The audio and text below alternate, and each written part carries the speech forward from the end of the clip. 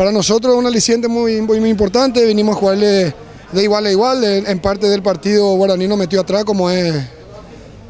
debería ser por la gran jerarquía que tiene, pero bueno, me voy contento porque el equipo está mejorando, cada vez tiene más actitud y cada vez está jugando mejor al fútbol. Tuvimos nosotros ocasiones, tuvieron ellos, yo creo que se vio un gran partido, este equipo puede dar un poquito más de lo que está dando hoy día, estamos trabajando en eso, esperemos poder encaminar el rumbo de una gran plaza que tiene el fútbol paraguayo, que hoy día está un poquito deteriorado. Ojalá que esto signifique el comienzo mentalmente de los jugadores que crean nuevamente en lo que pueden hacer y en los próximos partidos seguir sumando para terminar el torneo de la manera más honrada posible